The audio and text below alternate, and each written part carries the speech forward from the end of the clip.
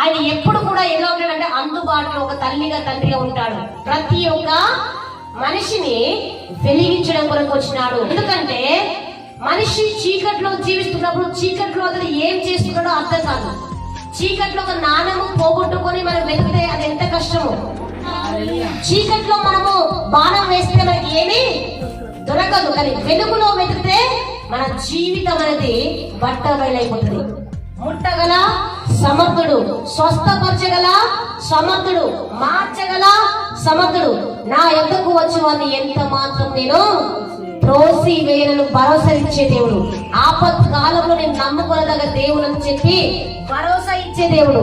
దేవుడు మాటలు చెప్పేవాడు కాదు కానీ చేతల్లో ఉన్న దేవుడు. ఈ వెలుగు ఎవరికి ఎవరి కొరకు అంటే ప్రతి మనిషిని వెలిగించడం కొరకు. మానవులు చీకటిలో ఉండకూడదని ఉద్దేశం. హల్లెలూయా.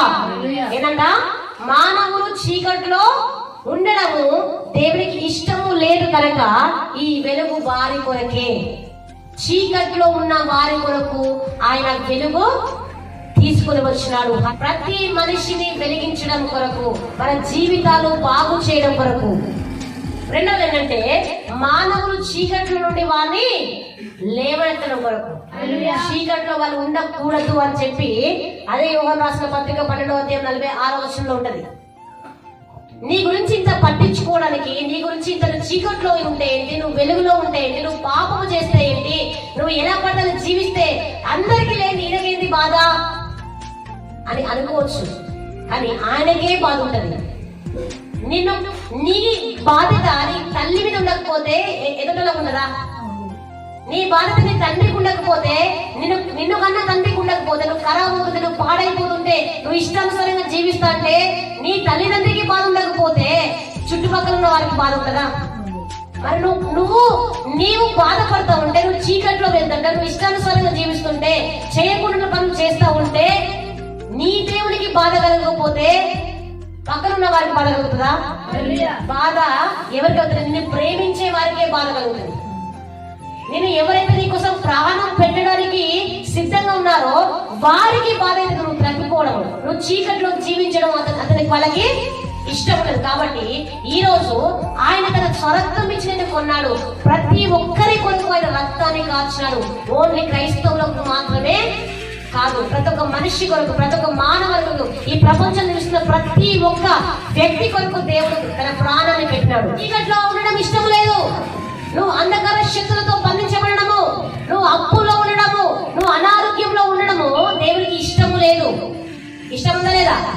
నువ్వు అలా ఉండాలని ఎవరు కోరుకుంటారంటే నీకు వ్యతిరేకంగా ఉన్న వారు కోరుకుంటారే కానీ దేవుడికి అది ఎంత మాత్రం ఇష్టమో లేదు. నువ్వు పాడైపోవడము, నువ్వు నశించిపోవడం మనుషులకు ఇష్టం. నువ్వు పైకి రాకుండా ఉండడము, నువ్వు అణిచివేయ పరిస్థితిలో ఉండడము మనుషులకు ఇష్టం. కానీ దేవునికి అది ఎంత మాత్రం ఇష్టమో లేదు. ఉద్దేశం ఏంటంటే ఇక్కడ చీకటి అనేది మనుషుల జీవితంలో ప్రవేశించి వారిని గందరగోళ పరిస్థితులు చేస్తున్నారు. చీకటిని తీసివేయడం కోసం, నిన్ను పీడిస్తున్న దురాత్మలను విడిపించడం కోసం, నీలో ఉన్న బంధకాలు విడిపించడం కోసం, నీ జీవితాన్ని బాగు చేసి ఒక క్రమమైన పద్ధతిలో నడిపించడం కొరకు ఈరోజు ఆయన రావాల్సి వచ్చింది. ఈరోజు నేను ఎవరు బాగు చేయలేకపోతున్నారు కానీ నిన్ను బాగు చేయడం కొరకు ఎవరు వచ్చినారు? దేవాది దేవుడే దైవంగా దిగి వచ్చినాడు. ఎప్పుడు కూడా చీకటికి స్థాపించడానికి వీలేదు. ఈరోజు కలిగి ఉన్న దుర్వ్యసనాలను బట్టి బయటికి రావాలనుకుంటారు కొంతమంది. కానీ ఆ వ్యసనము స్టార్ట్ అవ్వడానికి ఎక్కువ సమయం పట్టదు. ఆ వ్యసనాన్ని అలవాటు చేయడం కోసము ఎక్కువ సమయము పట్టదు. కానీ అలవాటు అయిన ఆ వ్యసనాన్ని విడిచిపెట్టాలంటే మాత్రం నీ జీవితము సరిపోదు. నీ జీవితము సరిపోదు. నువ్వు బయటికి రావాలనుకుంటున్నా కానీ ఆ వ్యసనము అది నేను ఏం చేస్తుందట, అది లాగుతూ ఉంటది. నీ అంతటా నువ్వు బయటపడడానికి నీకు ఆ శక్తి చాలదు. అయితే నీకు ఒక ఆధారం కావాలి. అది దైవ శక్తితో నువ్వు బయటికి రాగలవు. నీవున్న పరిస్థితిని బట్టి, నువ్వు అనుభవిస్తున్న స్థితిని బట్టి నీ అంతా నువ్వు బయటికి రావాలనుకుంటున్నావు కానీ నువ్వు బయటికి రాలేవు. నీకు ఒక సహాయం కావాలి. ఆ సహాయమే నజరేయుడైన యేసుక్రీస్తు. ఆయన వచ్చిన కారణం కూడా అదే. నీలాంటి వీళ్ళలో బాగు చేయాలని, నీలాంటి వారిని ప్రేమిస్తున్నాడు ఆయన. మనుషులు నిన్ను ప్రేమించకపోవచ్చు, మనుషులను ద్వేషించే వాళ్ళు ఉండొచ్చు. నీ పరిస్థితిని బట్టి, నీకు డబ్బు లేని బట్టి వాళ్ళు నేను గర్విష్ఠులుగా ఎంచుకొని వారిని నీ వైపు చూడకపోవచ్చు. కానీ దేవుడు నేను 2 చేతులు చాపి ఏం చేస్తున్నాడంట, నా ఇంతకు రా, నీకు ఏమిస్తాను, నెమ్మది ఇస్తాను, నీ హృదయాన్ని ఇస్తే చాలు. వెండి బంగారంలో కోరుకునే దేవుడు కాదు, బలులు అర్పణలు కోరుకునే దేవుడు కాదు. దేవుడు ఎలాంటి దేవుడు అంటే ఆయన పరిశుద్ధుడు. నీవు కూడా పరిశుద్ధంగా జీవించాలని కోరుకునే దేవుడు. ఈ వెలుగు ఏం చేస్తుందంటే పరిశుద్ధ పర్వతములకు నిన్ను కొనిపోబడుతుంది. హల్లెలూయా. మరి ఎవరయ్యా ఈ వెలుగులో ఉండడానికి ఇష్టపడిన వారంటే ఎవరు? వెలుగు ఎవరికి కావాలి? వెలుగు ఎవరి కోసం అంటే ప్రతి మనిషిని వెలిగించడం కోసము, ప్రతి మనిషిని రక్షించడం కోసం, ప్రతి మనిషిని చీకటిలోంచి తీసుకురావడం కోసము. అయితే దేవుడు ఈ వెలుగు కోసం ఇంకా ప్రయత్నం చేస్తారంటే మనుషులు ఎవరైతే అంటే ఎవరు వెలుగులో ఉండడానికి ఇష్టపడరు, వెలుగులోకి రా అని చెప్పి దేవుడు పిలుస్తారంటే వెలుగులోకి రాకుండా చీకటిలోనే జీవిస్తామని చెప్పి ఉండేటోళ్ళు కూడా ఉన్నారు. మరి ఎలాంటి వారంటే దుష్కార్యములు చేయి వారితో వెలుగు ఉండదు. ఎవరిలో వెలుగు ఉండదు?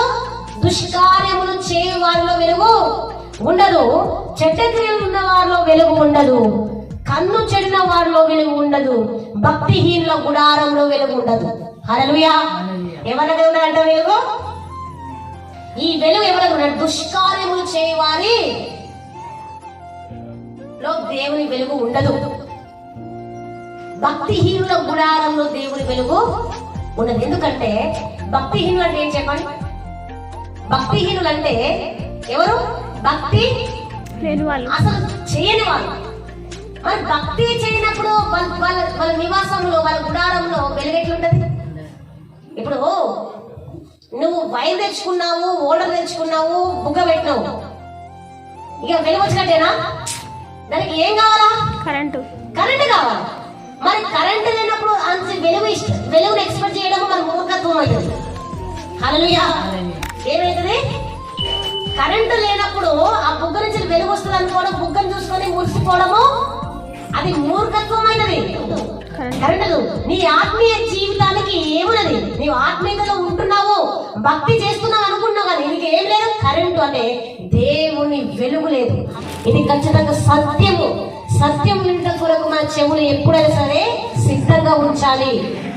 చెడు మాటలు వినడానికి సిద్ధంగా ఉంటారు, పూతు మాటలు మాట్లాడడానికి సిద్ధంగా ఉంటారు, అన్ని విషయాల్లో సిద్ధంగా ఉంటారు. కానీ యేసు ప్రభు వారు ఎందుకు వచ్చినారంటే, ఎందుకు జన్మించినారంటే ఈ లోకానికి ఆయన వెలుగు ఇవ్వడం కొరకు, నీకు నాకు వెలుగుల కోసము, నిన్ను నన్ను రక్షించడం కోసము, నీకు పట్టి పీడిస్తున్న బంధకాలు, ఆ నిస్సహాయ స్థితి విడిపించడం కొరకు దేవుడికి వచ్చాడు కనుక నీవు ఆయన దగ్గరికి వస్తే ఆయన నీ దగ్గరికి వచ్చి కార్యము జరిగిస్తాడు.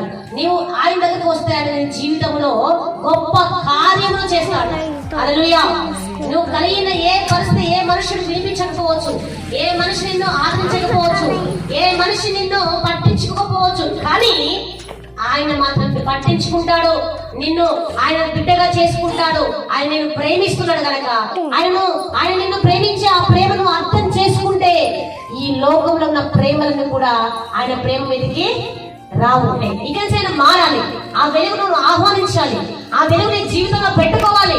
ఆయన పని, ఆయన పరిచర్యను ముందుకు జరిగించడం కోసం నువ్వు పాటుపడ. ఆ వెలుగు నీలో ఉండాలని ఈ రోజు ఈ క్రిస్మస్ లో ఉన్న వెలుగు నాకు ఇవ్వండి అయ్యా, నా జీవితంలో, నా కుటుంబంలో మన దేవుని అడగాలి. దేవుడి కొద్ది మాటలు దీవించును గాక.